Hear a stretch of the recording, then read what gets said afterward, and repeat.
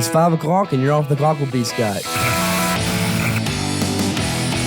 Today, we're excited to have as our guest Congressman Bruce Westerman, representing the 4th District of Arkansas. Today, we will talk about issues affecting sportsmen, as well as current issues affecting the country. Before we get started, everybody leave a like, subscribe, hit the post bell for notifications, and check us out on Spotify and Rumble. Well, let's get right into this. So, you're from right here and local, real close. Yeah, born and raised in Hot Springs and still live there. Arkansas is a great place to recreate outdoors, and that's what I grew up doing and still love to do it today. So before you got into politics, because I know it's one of them things where now it's harder than ever to be a Republican, fighting off everything that's going on in the world. I think it's easier than ever to be a Republican. Oh, you think so? Yeah, when I see what's happening to our country and wanting to stand up and push back against that. Yeah, it's like us. Customer service is really easy nowadays because everybody else don't want to do customer service. That makes sense. That's kind of what Havoc is good for us. That's what Mr. Congressman is saying. Absolutely. No, that's true. That's true. It's definitely being ripped apart, and we'll get into that. But starting out, what got you into politics? I think I kind of stumbled into it. Give you a quick background. I grew up in Hot Springs. I got a chance to go to the University of Arkansas, play football up there for 4 years. I studied engineering, went on and got a graduate degree in forestry. So I was working in the private sector for almost 2.5 decades.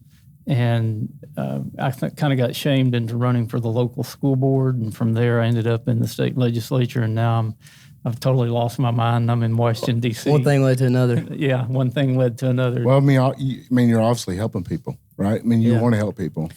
And, that's and I think if you ask anybody who goes to Congress, there's some that may not be there for that reason, but you go there wanting to make things better. You want to make a difference. Things. It's kind of like us. We want to make a difference in the boat industry. Well, you do. Yeah. And, we've owned several brands in the past, and it seems like every brand we build, we represent something different. And now we're having an opportunity. Havoc has an opportunity to invite you to our place, and maybe we can make a difference for our customers. And for us, it's about the money. Ducks bring, just like you're fighting for the wildlife, and we respect that. And you're definitely our congressman, we support you 100%. And, together, shows like this and what you do, if we can protect the outdoors, obviously it's a big part of our lives in Arkansas, Yeah, 100%. And it's something that's easy for me to work on. Because you enjoy it, I enjoy it. I'm That's motivated about it. It's probably like it's easy for you guys to work on the latest boat design because it's something you're passionate about. That's right. So, growing up, my recreation really was hunting and fishing. That's what I did for fun. It's still what I do when I have spare time.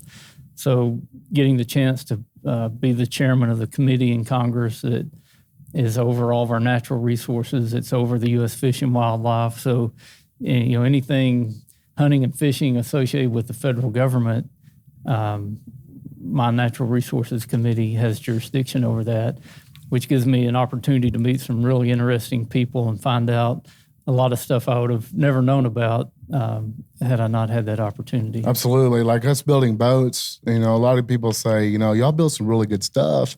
That's because we get out in our boats and we use them and, we'll go fishing and we say, we don't like this. Let's change this. Mm-hmm. Let's do that, And I believe that's what makes Havoc what Havoc is today. But we got several pictures of you killing turkeys and fishing and enjoying the outdoors. That has to be awesome to be able to have that kind of background and also represent something you're fighting for. Yeah, and to realize how blessed we are here in Arkansas. That's because right. We've really got it all other than catching a saltwater fish.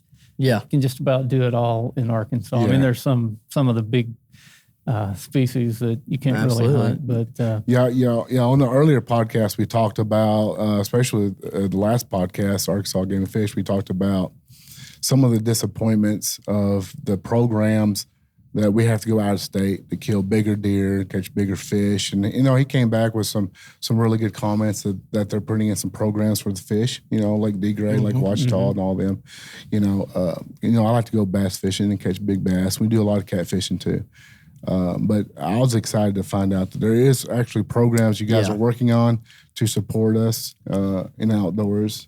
So I'm excited about all that. Especially for the future of the sport, For our kids, for our children. Yeah, putting things in place is always great whenever you can ensure that your kids and your grandkids are going to get to enjoy the same raising you did. And also, we got to have something to sell boats to, right? I mean, we have to, we talked earlier about 80, 90 employees here, we have definitely pay out.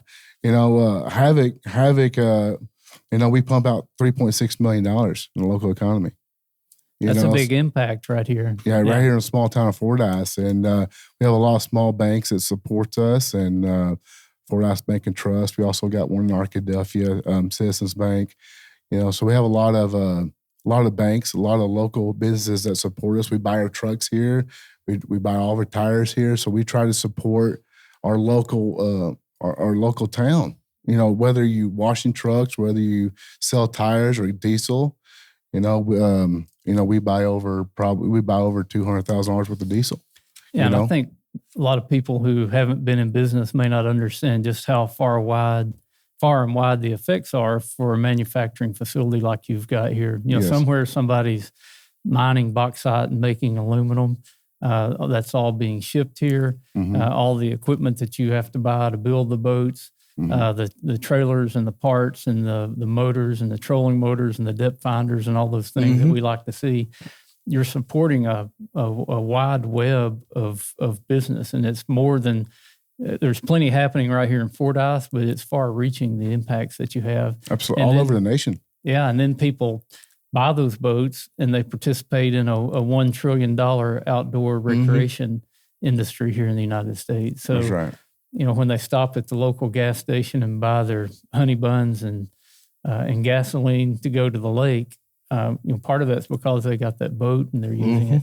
That's right. So I will say though, with all that being said, it's getting harder than ever as well. Due to the inflation and the way everything's going in that department. It's hard through the COVID pandemic when nobody could get materials or components to boats. Like for example, jet motors. We couldn't get the jet drives from California to get fully rigged out jet motors. That shut us down for a little bit on our jet department. Yeah, it definitely did an impact. The COVID really hurt us pretty bad. Fortunately, we Havoc builds a one style of a boat, so we didn't have a lot of parts that we were missing. So it allowed us to operate fairly well. But the impact of all that, that's what we're trying to explain. What you do, what you fight for every day. A lot of people don't understand what that actually does for the state. For many and many of people that gets paid. All these, whether you're sweeping the floor, whether you're bending parts or whatever, the stuff that you represent is representing us too. And you've got to have a place to use that boat. That's right. You've got to have access, and that's one of the things that I find I have to stand up for more than anything else. And my job is to make sure that the public has access to public lands. There's a thought in our country by some people that all these public lands should be preserved. You can't really preserve public lands, but their idea is you wall it off, fence it off, and you don't allow people to go in and disturb the natural So they beauty. want to leave it just completely untouched. Yeah, and we see the results of that with the catastrophic wildfires out in the West, where we've had policies where we go in and put out the natural fire that will clean the forest up if you don't let it get too big. You put those out, say we're not going to cut a tree, we're not going to touch this land. Well, eventually you get a fire that you can't control. And there's an attack on hunting and fishing. Fish and Wildlife has put a rule out on not using lead ammunition or lead fishing weights on fish and wildlife refuges. And why exactly do they do that? I think it's an end around to stop hunting and fishing, and it's also going after the Second Amendment. If you can restrict the access to ammo, if you can make it more expensive, then that's a way to nibble around the edges at the Second Amendment. Well, what do you think their next step to that move is? Their ultimate goal would be to make every firearm license, restrict firearm ownership.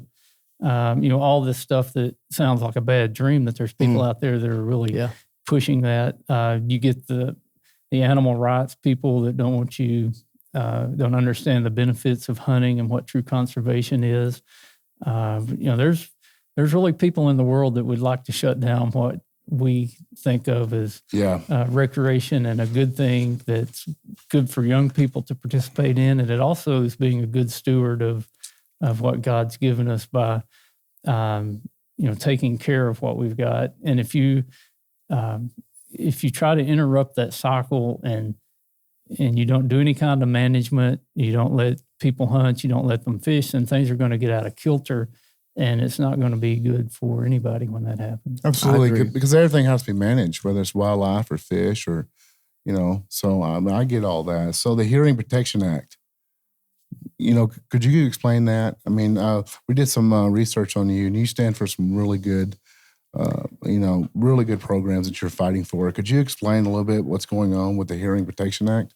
Well, this is getting to the use of suppressors and being able to use them. A lot of people think a suppressor is a silencer that you can fire a rifle and it's not going to make any sound. But this is really for hearing protection, so that young people will be more apt to get into the shooting sports. And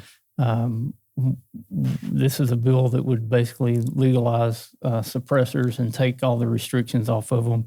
If you've tried to order a suppressor, it can take months and months and months Absolutely to get the approval to actually get the suppressor. Right. I can actually talk about this a little bit, because I just recently went to a hearing test, my first one. I turned 45, by the way. I got my reading glasses, and I went to an ear doctor. First step of getting old, right? Well, I actually went to the doctor, and I took this test, and my right ear is not as good as my left ear, and I'm left-handed. And I assume that's from a muzzle blast. I've been shooting guns my whole life. And when I was younger, I just did not wear earplugs, and it makes sense. It's an advantage sometimes, because when I don't want to listen to my wife, I just turn the ear, But if you're watching this, baby, I love you. But I've got to where, when I duck hunt anymore, I wear earplugs when I'm duck hunting. It's so loud. Yeah, and especially just out shooting. And I've always been pretty good at wearing a hearing protection when target shooting. Yeah, but when did you start that? I mean, if you're like every other man out there, you really don't start paying attention to that little stuff until you get a little older, right? Yeah. Yeah. Well, I love to turkey hunt. Yeah. Being able to hear well is an important part of turkey hunting. So I've always tried to protect my hearing for turkey hunting. But I haven't been as strict about that as I should be. That's right. And when you slip up, once you lose hearing, you don't get it back. That's it. It's gone. Yeah. Yeah. So on another subject, I mean, I'm glad you're fighting for that. I'm glad. I hope you have good success with that. We're gonna move pretty quickly, because we unfortunately, I think we can. I feel like we can talk to you for about 2 hours, but this is the stuff I love to talk about. Yeah, absolutely. I know we could talk for hours, but somebody told us we don't have that much time. No, we're cut short for sure. Let's talk about the CIP. Let's talk about the and that's something we were going to ask when we talked to the Game of Fish that we just didn't get to. But a lot of people are wondering about the CIP. Yeah. So there are a lot of programs in Congress to incentivize conservation, and a lot of that's federal money that flows through state agencies. I'm actually working on a new program, or a new legislation, that's called the American Wildlife Habitat Conservation Act. And I think this would be great for Arkansas and for all states. But every state has something called their State Wildlife Action Plan. So the Arkansas Game and Fish Commission has a State Wildlife Action Plan. And this would allow Arkansas Game and Fish and the Arkansas Forestry Commission to go onto federal lands like the Ouachita National Forest where I live, or Ozark National Forest, or the different fish and wildlife refuges, and do the management, because the federal agencies oftentimes aren't getting the management done. And you know the old baseball movie where they said, if you build it, they will come. That's right. Literally, if you build... What's that, Field of Dreams? Is that what that is? Field of Dreams. Yeah. Well, we've got a Field of Dreams here in Arkansas and all across the country on our federal lands. It's just not managed properly. And if we could get the proper management in there for wildlife, the wildlife would come. And there's great examples where they've tried that. You can go over by Waldron, which is in my district, and they did a project to create habitat for the red cockaded woodpecker. And when they thinned the forest and do controlled burns, and sure enough, they're now trapping red cockaded woodpeckers off of those sites to move them to other sites. But the other benefits were the amount of wild turkey population increased, white-tailed deer increased, quail increased, songbirds, and you got a flush of new vegetation that the seeds had been in the ground for like 100 years under the leaf duff. But when you thinned it out and let sunlight hit the ground, you had this happen. I contend if we would manage the whole national forest, Ouachita Forest like that, and the Ozark to some extent, we would be the turkey and quail hunting capital of the country. Oh, That's really? how much potential is there if we just utilize the land that we have. So I mean, is the federal guys paying any attention? Are you able to get their attention? Yeah, I've got a bill in Congress, so I'll get their attention, and I think we can. One thing that the Game and Fish talked about was that they're outsourced to about 550 employees. Is that the right number? Yeah, I mean, I believe it's something you look back at the podcast and see, but they said they were pretty much out of employees to manage more of their obligations. Maybe? So I'm wondering I guess my question is, if you were to outsource some of the federal land like that to the Game and Fish to manage, would they get increase of employment? Would they be able to do it? Yeah, well, they could use contractors. They wouldn't have to hire more state employees. They might need to hire some more, but this program would generate revenue, because what they did on that red cockaded woodpecker side was when they thinned the timber out, they were able to sell some of the timber that paid for the management work. Right. And that's the same thing we would do in this program. When they thinned it, they could sell the timber and put it back into the management program. So they could go, they wouldn't necessarily hire logging crews and wildlife biologists and foresters, but they would contract with people that are out there doing that work. So for everybody watching, so that would allow the Arkansas Game and Fish to get more money, or it would allow the private owners of the land get more money? Well, it would. The money would just cycle back into the fund to do more management. I got you. And this would also be available for private landowners, which I think is a big deal. So you think of how many people you know that have 20 acres up to maybe 300 or 400 acres, or maybe 600 or 700 acres, and they've got that property because they want to hunt on it, and they've never really done any management. Well, if you had this program in place, it would help them. The Game and Fish and Forestry Commission could come out, look at the private land and say, we can thin the timber and put fire trails in and burn, and we're going to take whatever it costs to do the work out of the sale of the timber, and you get to keep what's left and selling. So that's the incentive for the private landowner. Yeah. And then basically it's just building habitat. Exactly. More habitat for all the wildlife. I get it. That makes sense. Yeah, I mean, it's definitely good work, and I think hopefully we get Arkansas Game and Fish back on here and let's talk a little bit more to them. Yeah. And definitely learning a lot. I mean, we learned a lot about you today, matter of fact, Because most people just studying. Most people that talk about the CIP, they're just afraid that they're going to take all this private land and dump a bunch of money in it, like as far as the waterfowl hunters go, right? To where the private land will be holding all the ducks, and you'll see less waterfowl in the timber, the public land, the places that all these guys go to hunt public. Yeah, you're talking about some existing programs there. Yeah. I'm talking about a new program that be more available to the broader public. When you look at the waterfowl issue in particular, there's a lot of things that have happened in the state. We've gone to this zero sloped rice fields where they don't have to put as much water on it.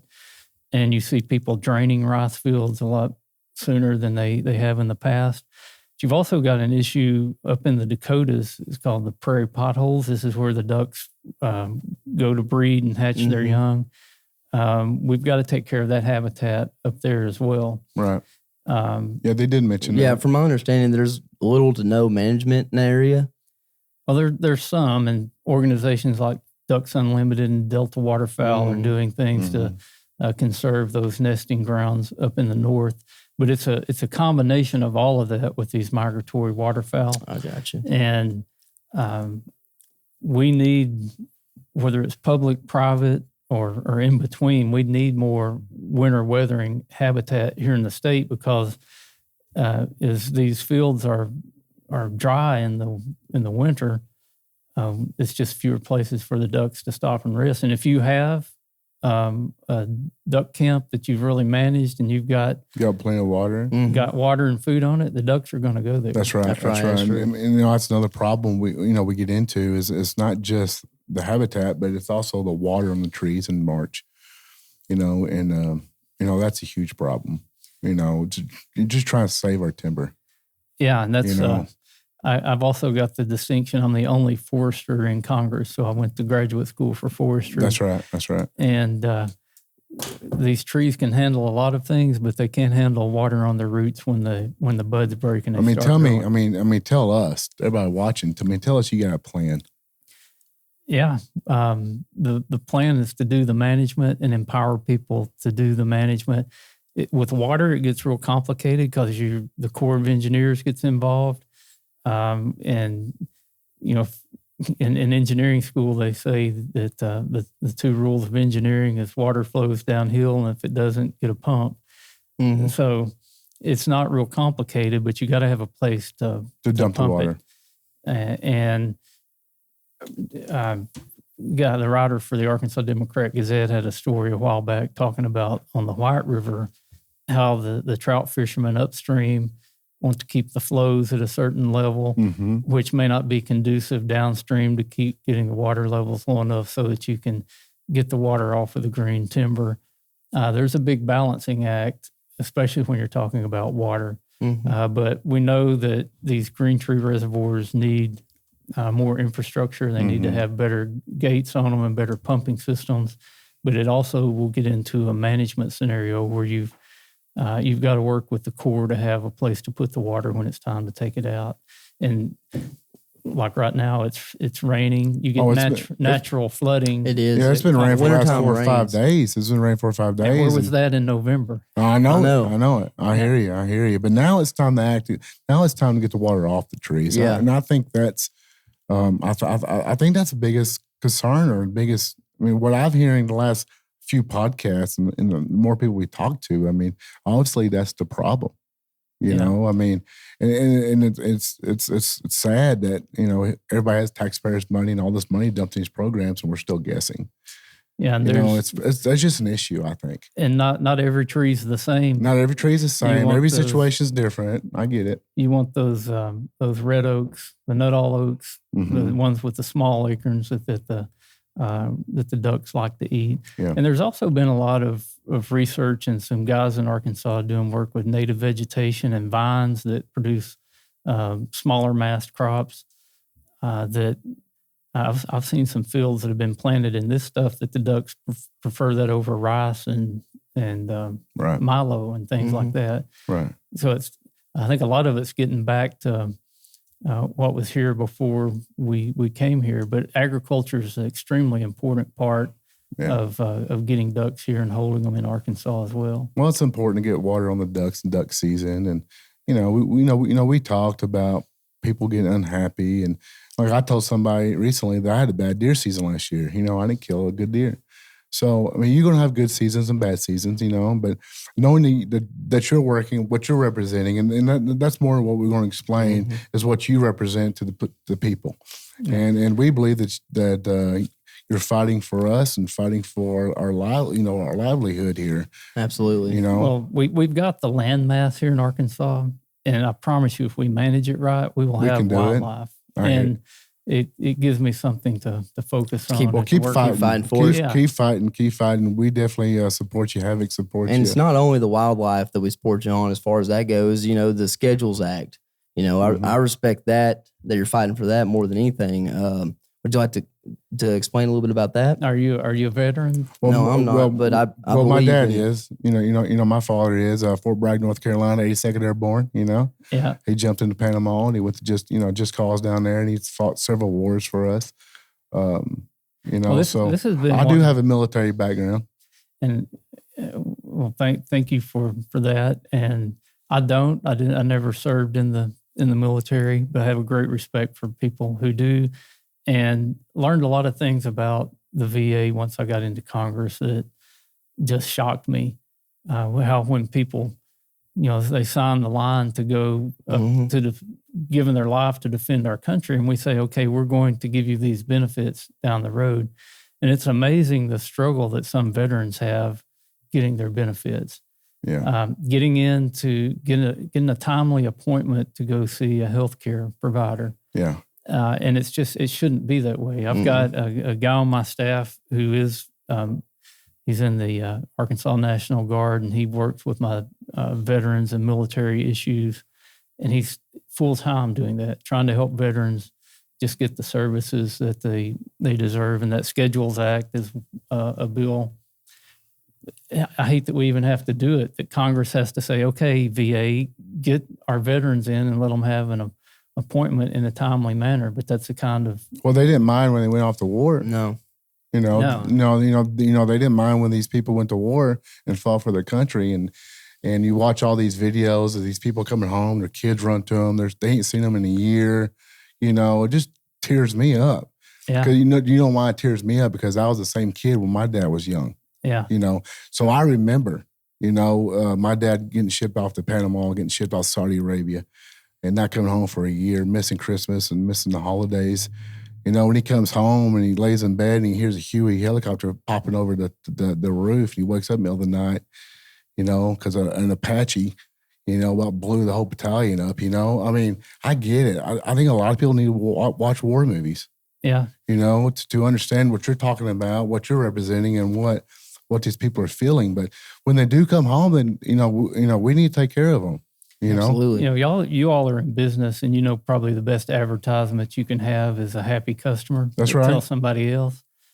We're having a hard time recruiting young people into our military right now. Yeah. And if we're not treating our veterans right, what kind of advertisement is that to young people? That's You're horrible. 100% right. That's horrible. Yeah. They need to grow up loving the flag. They need to grow up and understanding why they can do what they do is because of people fought for our country. And it's sad. It's sad that these kids don't know the history of what really went down. And what's really sad is history will repeat itself. Mm-hmm. Yeah. It's sad. I got a tattoo, We the People. Do y'all got a picture of my tattoo?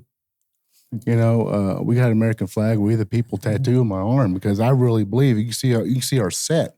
We don't play around with the American flag. We love the Statue of Liberty. Oh, yeah. So when I was doing research and learning about you, it's like, man, this guy is awesome. Well, I appreciate that. This past summer, I was able to go out to the South Pacific.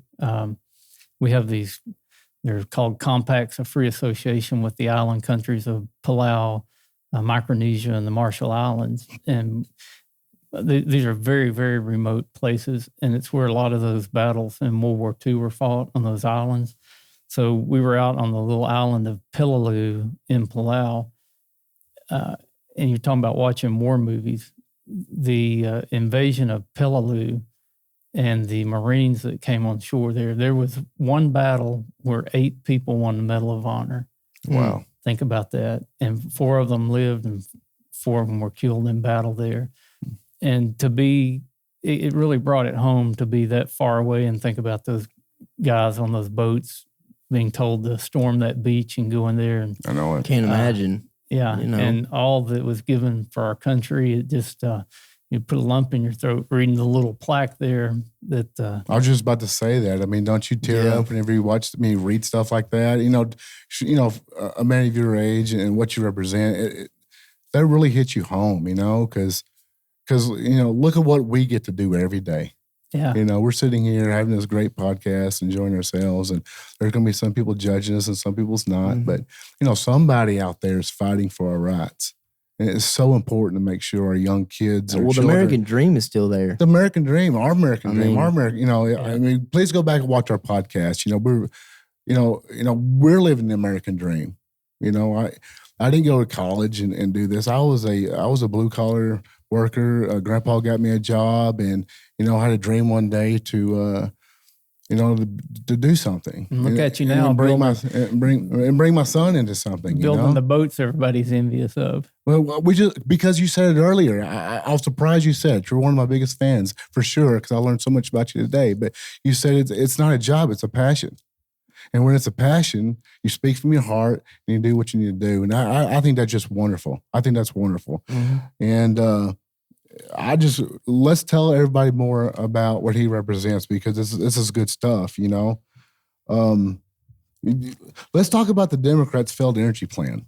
Let's talk about the electric cars, getting rid of LPG. How long do we have? I don't know. But, I heard they wanted to put electric motors in tanks. That's not going to work. But broadly, energy policy should be three things: reliable, affordable, and as clean as you can make it. That's right. And we're living in a world today where they're trying to make it as clean as you can make it, and the heck with the reliability and affordability. You're right. And that's going to be bad for our economy. It's bad for our national security. The Biden administration has just a full-out frontal attack on our energy resources here, banning production on or trying to stop all production on federal lands and federal waters. This is stuff that falls under my committee jurisdiction. We passed a bill called HR1, which we said this is the most important bill for Congress. This Congress that largely came through the Resources Committee and was focused on producing more of our natural gas, because everybody in the world wants to buy our natural gas, being able to build export facilities. And just recently, Biden came out and said we're going to ban LNG exports, which makes no sense. Absolutely, however you look at it. If you want to look at it from an environmental standpoint, our gas is cleaner than any gas in the world. The gas Putin produces is 40% higher carbon footprint because of the inefficiencies in the way they produce it than what we produce. From an economic standpoint, this is a huge economic boon to our country to be able to export natural gas. From a national security standpoint, our allies desperately want our gas. If we're not selling gas on the world market, then Putin's stepping in and selling gas. The price is going to go up higher. It's going to give him more money to fund his war in Ukraine. For the life of me, I can't figure out why they've got such a hatred towards American energy. And at the same time, they're saying we're going to electrify everything. Everybody's going to drive an EV. Well, you've got to have a tremendous amount of mining elements and minerals to build electric systems and electric cars. And this administration has attacked mining just as hard as they have attacked energy extraction. So it doesn't make any sense. So it forces us to be more dependent on China, who's gone around the world and hoarded the minerals and elements that are required to do all this electrification. In 1995, we produced 3 times more copper than China, and we produced more steel than China. Today, China produces 12 times more steel and 10 times more copper than we produce. That's crazy. It's insane. Lack of leadership. Lack of leadership. And I mean, even another thing that's going on right now, it's absolutely going crazy, is the border. Oh, what is going on there? I was down there last week. We did a field hearing in Tucson, actually south of Tucson, a little town called Sierra Vista, about 20 miles off of the border. I wish every American could go see what I've been able to see on the border, because I think it would easily be the most important issue that we will be working on if the general public really understood what's happening. You see on the news in Texas and Eagle Pass and McAllen, the thousands and thousands of folks coming across the border. Try to put this in perspective. In 3 years of Biden, there's been 8 million illegal immigrants come into our country. That's almost 4 times the population of Arkansas. Where are they living? How are they being educated? Where's all this? Well, it's coming from the American taxpayers. Yeah. I mean, it's taken away from opportunities that the Americans have. And I've been there, and I've seen the people coming up to the Border Patrol agents, and it's like they finished a marathon. They're cheering, they're clapping. They know they've reached their goal. That the Border Patrol agent's going to put them on a bus, take them to be processed. That's in Texas. You go out to Arizona, and the reason, so the Natural Resources Committee, again, we have jurisdiction over federal lands. 80% of the Arizona border is federal lands. We haven't heard hardly anything about what's happening in Arizona. Now, when somebody crosses the border in Arizona, they're wearing camouflage with carpeted shoes. They're usually crossing at night, carrying backpacks, and they're usually young single males in groups. 2020, they apprehended 60,000 people in the Tucson sector. Right now, it's 10 times that, 600,000 a year that they're apprehending, coming across carrying drugs, human trafficking. These are bad people that are coming in on the Tucson sector. Absolutely. The Democrats are pushing for it too. Has the Biden administration got any plan of action for that, or are they just going to sweep under the rug? He has full authority to close the border. He could say every border in the United States is closed today. He could say the Tucson sector of the border is 100% closed. He has full authority to do that. He came into office and intentionally started reversing every one of Trump's policies, just, I think, because they hated Trump so badly. But the Remain in Mexico policy, he did an executive order that did away with that. The catch and release, he reinstated that. When they apprehend somebody, they give them a court date that's 10 years out. That's 10 years. That's how far backlog they are right now. Isn't that insane? That's crazy. You talk about Trump, a lot of people didn't vote for Trump or says they didn't, whatever it is. I don't know. That's a whole different podcast. Yeah, but, it is. A lot of people just doesn't like Trump for Trump. I always tell people, look, I might not go eat dinner with Trump. He might not be my people's. I might not go duck hunting with him or deer hunting with him. But, we didn't hire him to go eat dinner with him or like what he says. We hired him to run a business. And I think a lot of people don't realize that the U.S. economy is a business. And if you don't have the man that can run a business, we can't make money and do what's right. Something else Trump did, he put very high quality people in the cabinet secretary positions. Mm-hmm. And you look at these cabinet secretaries and the people Biden has around him, and they're what you would call a classic clown show. Most of them are not qualified to do the job. That's right. They got put there because they checked some box, and it's really showing. Yeah. How does that even happen? I don't know how it happens. How does it even happen? Well, it's a man that's doing what he's doing without a passion. It goes back to passion and what he actually believes in, and it's just sad. We can talk for hours on this, but it's sad, and I hope it changes in November, and I think it's going to, for sure. I know it's definitely going to change in November. Something's got to change. Yes. I think it's getting to the point now where it's bad whenever you hear something crazy, and it doesn't even shock you. Yeah, you just write it off. Well, it affects all areas too. We're talking about hunting and fishing, outdoor recreation. We've got an issue we're facing right now that we've got it shut down for now. But let me tell you what's happening. The New York Stock Exchange and the Securities and Exchange Commission tried to put a rule forward that would allow these companies called natural asset companies to raise money and be traded on the New York Stock Exchange. Now, they're working in cahoots with the Biden administration. And what they would do is buy a, quote, conservation lease. It sounds like a good thing from the federal government, but it would be an easement or a lease on federal lands that would allow these natural asset companies to go totally lock them down for 100 years or however long the lease is. They could stop all hunting. They could stop fishing. They would definitely stop any kind of oil and gas extraction or any kind of mining on these federal lands.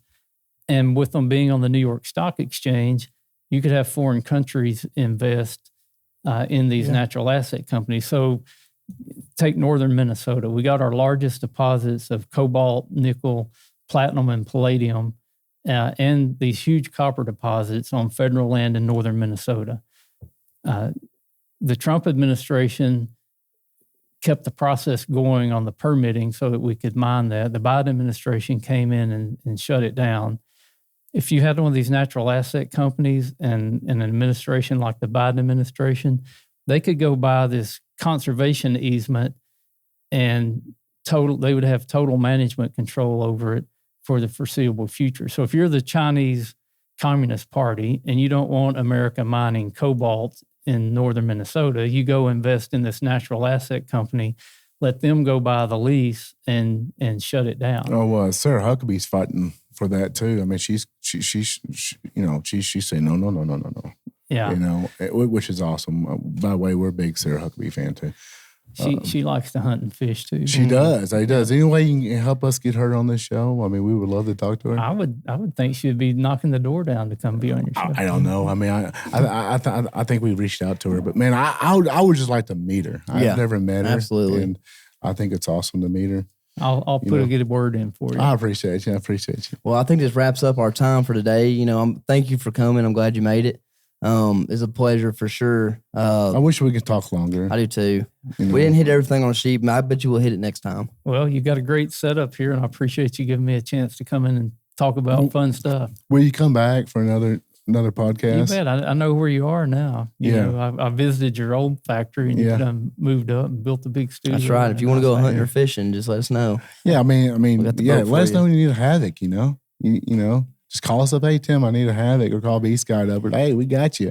You want a fast one, slow one, what you want? We got it, And just let us know. But I wish we had more time. My buddies are getting all these boats with the spot lock on the trolling motor. Oh, yeah. Hey, we got all that. Oh, yeah. You just let us know what you need, crappie fishing. That and the live scope almost makes crappie fishing. Oh, man. Yeah, I mean, I do. Hey, I love live scope. Just real quick, can we talk about this real quick? We got enough time? Okay. All right. I love live scope. Okay. I got a live scope, I crappie fish. I got another one on my trolling motor. I scan for bass. That's fun. But I do think, please, guys, don't beat me up on this. Yeah, it's going to be a lot of people are going to get upset about this. But I think we need to get prepared for all the crappie getting took out of the water from live scope. Because you can go in there, you can go to a brush pile, and you can see them, and you can target that fish. Don't outlaw it, but God, and pull the biggest fish out of that brush pile and leave that brush pile. But I do feel like Arkansas needs to get prepared for what live scope is doing to our fish, because it does make it a lot easier. I just want to throw that out there. And guys, I'm telling you, don't beat me up. I love live scope. I got it all over my boat, okay?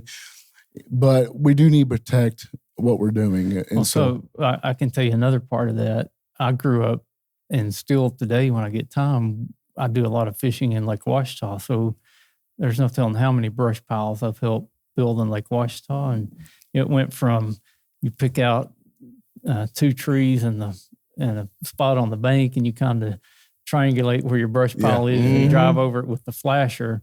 Well, now you go do all that work to build brush piles, and people just are fishing, hitting the GPS. We actually got, and you look at them, and you look at them in their boat, and this is what they look like. Right, it's looking straight down their screen. And I'll be honest with you, I mean, back there in our maintenance department, we got about 30 brush piles built. There's at least 30. So we got kind of slow this winter. Right after Christmas, we're like, hey, we had all this PVC pipe, and I had a bunch of blocks. So I said, let's make some brush piles. And the maintenance guy's looking at me and say, this ain't boat related. I said, well, of course it is.